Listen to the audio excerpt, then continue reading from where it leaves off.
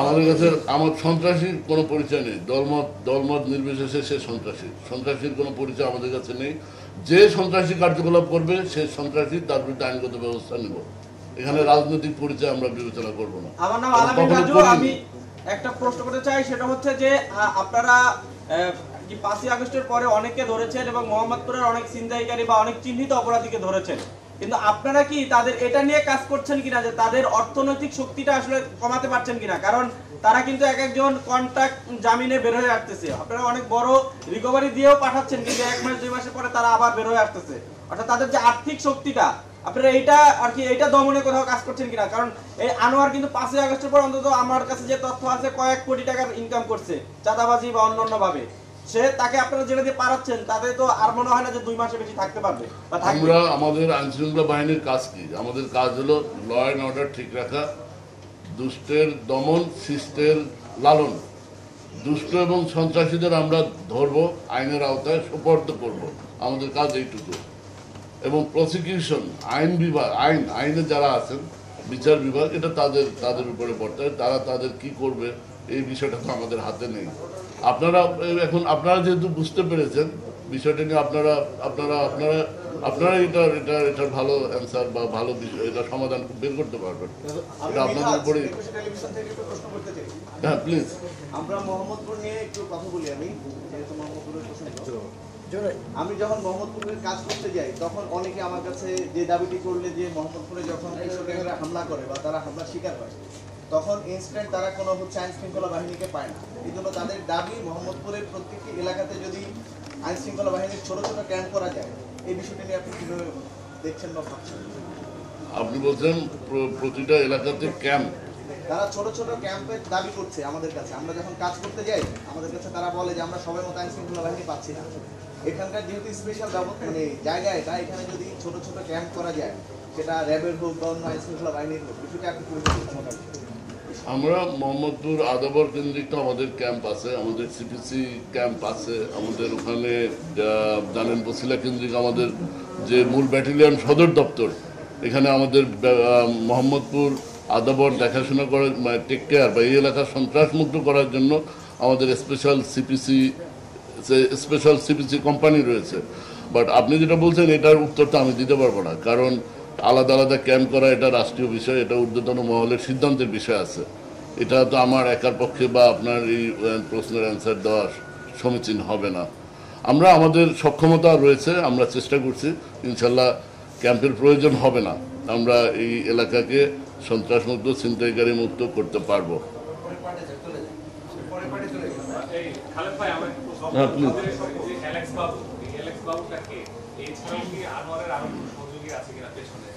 Please.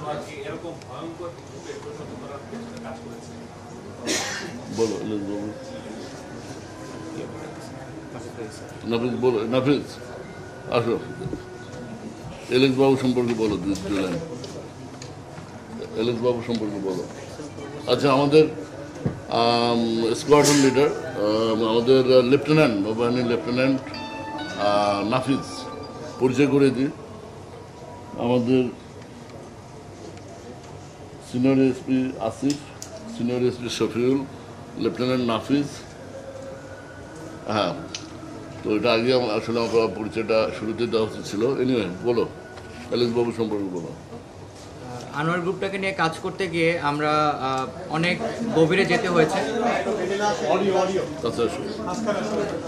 Anwar গ্রুপটাকে নিয়ে কাজ করতে গিয়ে আমরা অনেক গভীর পর্যন্ত যেতে হয়েছে। এটা নিয়ে আপনারা যমুনা 360 একটা রিপোর্ট দেখেছেন, সেখানে অনেক ডিটেলস বলা আছে যে আনোয়ার গ্রুপটার উত্থান এবং তারা কার ছত্রছায়ায় আছে এবং বর্তমানে কিভাবে চলছে। তো আমরা ধারণা করছি যে অ্যাক্সেল বাবু নামে একজন আছেন যার ছত্রছায়ায় সে এতদিন ছিল। তাকে হচ্ছে সেনাবাহিনী এবং অন্যান্য পুলিশ, র্যাব তারা হচ্ছে মনিটরে রেখেছেন। তার অপরাধটা হচ্ছে আমাদের কাছে গোয়েন্দা তথ্য মতে হচ্ছে বিহাইন্ড দ্য সিন। সো এই প্রেক্ষিতে আমাদের সকল বাহিনী কাজ করছে। সে যদি আসলে অপরাধী হয়ে থাকে এবং এই বিষয়ে যদি আনোয়ারকে ছত্রছায়া দেয়, সেই ক্ষেত্রে আমরা উপযুক্ত প্রমাণ সাপেক্ষে তাকে গ্রেপ্তার করতে সক্ষম হব। Thank you. আচ্ছা, আরেকটা বিষয় বলি, দেখেন 5 আগস্ট পরবর্তী আপনারা জানেন যে পুলিশ একটু গতি হারিয়েছিল, একটু পুলিশের গতি হারার কারণে বা পুলিশ জানেন যে বাংলাদেশে অনেক থানা আপনার পুলিশের একটা বিপর্যয়ের সময় খারাপ সময় গেছে, এই খারাপ সময়ের সুযোগ অনেকে নিয়েছে। তো 5 আগস্ট পরবর্তী মোহাম্মদপুরে বাংলাদেশ সেনাবাহিনী, র্যাব, পুলিশ মিলে যে একটা যৌথ অভিযান হয়েছিল, মডেল, যেটা রোল মডেল হিসেবে এটা যথেষ্ট ইফেক্টিভ হয়েছিল। এবং এটার পরই, এই অভিযানের পরপরই এটাকে ফলো করে উত্তরাত এবং টঙ্গীতে আপনারা জানেন এই ধরনের অভিযান পরিচালনা হয়েছে এবং ব্যাপক বেশ সুফল পাওয়া গেছে। এবং বেসিক্যালি মোহাম্মদপুরে সন্ত্রাসীদের ব্রেক করার জন্য, সন্ত্রাসীদের রিভার্স করার জন্য বা ফিরিয়ে দেওয়ার জন্য, ঘুরিয়ে দেওয়ার জন্য ওই মোহাম্মদপুর মডেল অভিযানটা ছিল একটা ফার্স্ট টার্নিং পয়েন্ট, একটা একটা একটা একটা এক্সাম্পলারি একটা ইনসিডেন্ট। এবং এটার পর থেকেই সন্ত্রাসীরা আস্তে আস্তে তাদের সাম্রাজ্য, আধিপত্য এগুলো ক্লোজ করতে থাকে, ওয়ান বাই ওয়ান আমরা ধরতে থাকি এবং তারাও ব্যাক গ্যারে যেতে থাকে। যেতে যেতে আজকে আমরা এক শীর্ষ সন্ত্রাসীকে আমরা ধরতে সক্ষম হয়েছি। আরও যাদের নাম বললেন, আপনারা যাদেরকে চিনেন, জানেন, এরাও একে একে ইনশাল্লাহ আইনের আওতায় চলে আসবে। আচ্ছা, এর পরের অংশটা বলি।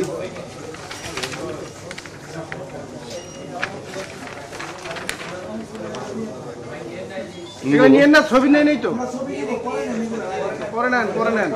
একটু শেষ করি ভাই, একটু শেষ করি। আচ্ছা, আমরা আনোয়ারকে আমরা গ্রেপ্তার করার পরে, আনোয়ারকে আমরা হেফাজতে নেওয়ার পরে তার সাথে আমরা বিভিন্ন বিষয়ে কথা বলি এবং সে যে স্বীকারোক্তি দেয়, আমরা কেরানীগঞ্জ থেকে সে এমন কৌশল অবলম্বন করে, সে তার যেখানে যায় সামনে পিছনে লোকজন, তার যে লোকজন অনুসারী এদেরকে সেট আপ করে রাখে যেন কোনো আইনশৃঙ্খলা বাহিনী ওখানে যাচ্ছে কিনা, কোনো গাড়ি পাস করলো কিনা। তো সে জুরাইনে তার গাড়ি রেখেছে, জুরাইনে গাড়ি রেখে সেই রিক্সায় করে আপনার সে কেরানীগঞ্জ পর্যন্ত গিয়েছে। তো আমরা তার জিজ্ঞাসাবাদে সে জুরাইনের একটা বাড়িতে গাড়ি রাখার কথা স্বীকার করে আমরা সে বাড়ি থেকে একটা গাড়ি জব্দ করি এবং গাড়ির মধ্যে আমরা কি কি পাই, সামুরাই, এই যে সামুরাইটা পাওয়া যায়, 8 কেজি গাঁজা, এই গাঁজাগুলো পাওয়া যায়। আর এটা গাঁজাটা পরে ফলো আপ করে মোহাম্মদপুর থেকে আমরা উদ্ধার করি। তো এবং এর পরবর্তীতে আমরা ফলো আপ অপারেশন যখন করি মোহাম্মদপুর আদাবরে, ফলো আপ অপারেশনে আমরা মোট কতজন, আনোয়ারের সহযোগী 2 জন এবং অন্য মাদক ব্যবসায়ী যার কথা বললাম, সিটি রুবেল, সিটি স্বপন ওরফে কাজী নিয়াজ ওরফে মোহাম্মদ স্বপন গাজী ওরফে সিডি স্বপন, হ্যাঁ, এর সাথে আরও 4 জনকে আমরা গ্রেপ্তার করি এবং এই গাঁজাগুলো তার কাছ থেকে তার হেফাজতে পাওয়া যায় এবং 1,18,860 টাকা তার কাছে থাকে, এটাও পাওয়া যায়। বিদেশি কিছু ডলার পাওয়া যায়। এটা আবার আনোয়ারের গ্রুপ না, এটা হলো শুধু মাদক ডিলার, এই মোহাম্মদপুর আদাবর কেন্দ্রিক মাদক ব্যবসা করে। এর বিরুদ্ধে 9টা মামলা পাওয়া গেছে এ যাবৎ, মাদকের মামলা এবং অন্যান্য আদার সেকশনের মামলা। এটা হলো আলাদা, আনোয়ারের গ্রুপ না। আনোয়ারের গ্রুপ হলো তার 2 সহযোগী, ওই 2 সহযোগী হলো আনোয়ারের সহযোগী, এদের পাওয়া গেছে। এটা আমরা প্রেস রিলিজ আকারে আপনাদের দিয়ে দেবো, আছে ওখানে।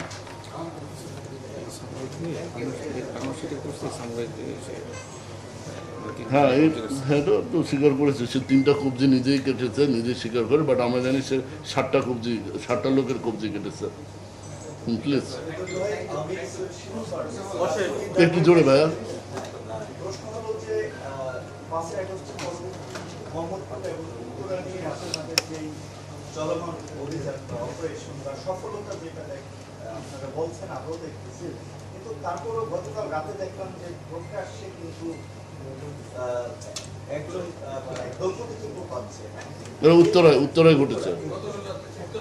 হ্যাঁ, তো এই যে আমার প্রশ্ন হলো যে 7টা কবজি এবং অসংখ্য হত্যা মামলার সাথে জড়িত, অনেক অপরাধের সাথে জড়িত এই কবজি আনোয়ার এর আগে কতবার গ্রেপ্তার হয়েছে এবং তার বিরুদ্ধে কতগুলো মামলা আছে? আপনি এখন গ্রেপ্তার করবেন, 2 মাস পরে আবার কবজি গ্রেপ্তার আসবে। তার বিরুদ্ধে 9টা মামলা পেয়েছি মোহাম্মদপুর থানায়, আর 4টা মামলা আছে আদাবর থানায়। এর মধ্যে 2টো মার্ডার মামলা আছে, ছিনতাই এবং হত্যা চেষ্টা মামলা আছে 4টা। তো দেখেন, আমাদের তো একটা লেভেল পর্যন্ত, আমরা একটা লেভেল পর্যন্ত যেতে পারি। আমাদের কাজ কি? সমাজে যারা দুষ্ট, সন্ত্রাসী, অপরাধী তাদেরকে গ্রেপ্তার করে আইনে বিচারের জন্য সোপর্দ করা। এখন বিচারে আমরা সোপর্দ করলাম, সে যদি কালকে 1 সপ্তাহ পরে জামিনে চলে আসে, এটার দায়ভার তো আমার না ভাই। দরকার আমি তাকে আবার ধরবো, আবার 1 সপ্তাহ পরে আমি তাকে পেলে আবার ধরে আবার বিচারে সোপর্দ করব। এটা অন্য ডিভিশনে, অন্য বিভাগের কাজ। আমার কাজটা আমি যদি সুষ্ঠুভাবে করি, আমার মনে হয় এটাই পর্যাপ্ত। বাকিটা আপনারা আছেন, আপনারা ভালো বুঝবেন। তাহলে ধন্যবাদ আপনারা কষ্ট করে আসছেন, আমাদের কিছু রিফ্রেশমেন্টের ব্যবস্থা আছে, প্লিজ আপনারা অ্যাটেন্ড করবেন। ধন্যবাদ সবাইকে।